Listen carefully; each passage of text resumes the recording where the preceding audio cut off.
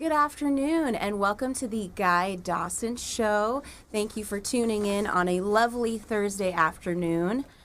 We actually have some wonderful guests here for you today to watch for our segment, so thank you for joining us. My name is Carintha Turvalon. In case you're wondering where Guy Dawson is, he could unfortunately not be here with us today. He's attending another event, so I am guest hosting. Not really, I didn't kidnap him. I didn't, hide him away somewhere so I could steal his show. I promise. But yes, so Guy is don't worry, he's safe and sound, and he will be back with us either next week or the week after. So have no fear. We appreciate you.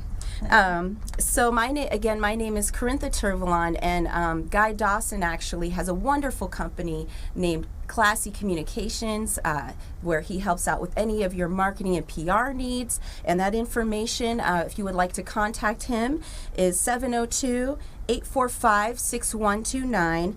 And you can also visit his website at classycommunications.net. That's classy with a Y. So that's Classy Communications information for you. Today we have a lovely guest with us today. Her name is Christina Aldon. Christina, thank you very much for being here with us today. Thanks. And we are excited to talk to you about your company, Lucky Girl. Mm-hmm. Is it Lucky Girl? It's Lucky Girl Designs. Yes, it's LG Designs. LG Designs. And I have a digital advertising agency where I consult small businesses and solopreneurs. I work with a lot of female entrepreneurs especially, and helping them build their brand and their marketing campaigns. That's wonderful. That's wonderful. We were talking a little bit before the show, and it sounds like that you have, in addition to doing design work, that you're also a speaker and a trainer as well, which is right up my alley. I love anybody who does that kind of work because I used to do it myself professionally. So I'm, all about that. Yeah, world. Well, I love it because with digital advertising, there's so much that is involved as far as teaching even, right? And I feel like if I can travel to conferences and I can speak to a wider audience, then I can have a greater reach as opposed to one-on-one or, smaller workshops, which I still do one-on-one and smaller workshops as well. But I really love speaking. I just got back from Australia. We spoke at a transformational conference, which was really cool. Nice. And then Code Mash as well, which was one of the largest tech conferences. I think it's the largest one on the East Coast last week. So that was a great time as well. Wow, that's fantastic. It sounds like you've gone global with your company and with your training and speaking. And then I wanted to talk to you a little bit too about emotional intelligence, or what's known as EQ, for those of you who don't know about it. Yeah, I speak a lot about emotional intelligence lately because I think it's an excellent tool that's helped me in my life. My personal experience has really helped me with my business and with my personal relationships. So when you start talking about emotional intelligence, they talk about your own awareness of yourself, awareness of others, how you manage your own emotions, and how you manage your relationships with others, how you impact or contribute to your community. So a lot of the requests that I get these days, especially, I work in tech a lot, and so oftentimes the communication between the front-end designers and the back-end developers is not so good all the time. Yeah. Or sometimes even with startups. I work with startups as well. Wonderful. And so there's a certain amount of company culture and communication that needs to happen when you're working in those highly stressful environments. So Absolutely. I usually get called in those situations to help. Either we do assessments. We talk about what kind of communication breakdowns they're having. Maybe it's breaking down in the system itself. Maybe there's an individual who's kind of poisoning the well. Yeah. It all is unique, and it all depends on the company and the company's goals. Absolutely. You brought up some really wonderful points. And I do want to talk about, too, the importance of emotional intelligence in terms of what you do with your work or your personal life. It's so important. There's actually been studies done, and you probably know about this already, but where the top CEOs, that they tested them on emotional intelligence, and they have high EQs. And there's a reason why these top CEOs are where they're at. It's because they put themselves in positions to be successful. Sure, and it's important too to be able to manage your emotions as you are triggered, as the difficulties come up, and to be able to make quick snap decisions while it's happening under duress. I think that a lot of us, sometimes we might not realize, people are suffering quietly. You're still expected to work. You're still expected to show up and be professional. You're still expected to stand up on stage and deliver your keynote in front of 2,000 people. But, maybe you're caretaking a sick kid at home, or maybe you just had a loss in the family. You're still expected to behave and carry yourself professionally and communicate effectively in the workplace. And I think that a lot of us were not given those tools to succeed and to communicate.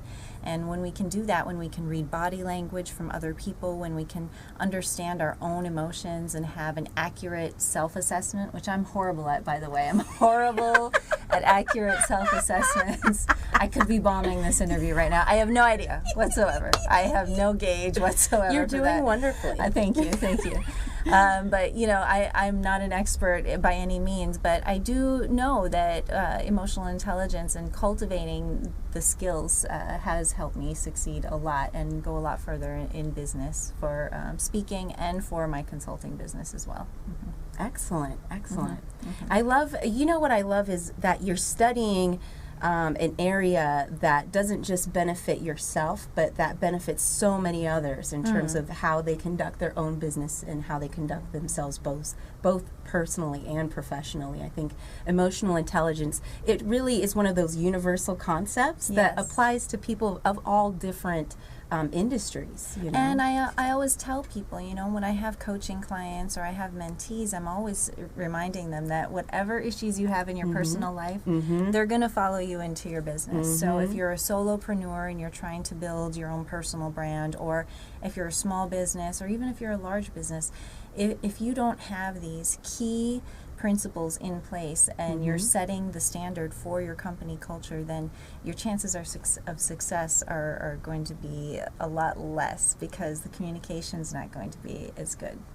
That is so true. So true. I love that you're working a lot. So it seems like you're working more with technological companies. I work a lot with tech companies and with women. That's awesome, which I think is fantastic, because as a woman who used to work in IT, I'm very aware of the stereotypes that, oh, do you even know how to do that? Like, yes, I know my way around a server room. you know? So I think that's fantastic that you're doing that work. Well, I ran the Girls in Tech. I was co-managing director for Girls in Tech Las Vegas for nearly 3 years here in Vegas, and I have a lot of those similar stories. In fact, even at the large tech conference last week, some of my female colleagues were frustrated because they were standing at the booth to offer help there, and people would not speak to her. They'd look directly to the gentleman next to her, who incidentally, was not the one who had the answers. But because she was a female, people would not receive her as well. So it still exists. I just tell people, just do what you do and be so good that they can't ignore you, right? That's Steve Martin. That's what I always tell people. Absolutely. I think that it's really important that no matter what industry you're in, as long as you're constantly working on your own personal and professional individual brand and your reputation, then it doesn't matter what people think. That's right. Yeah, exactly.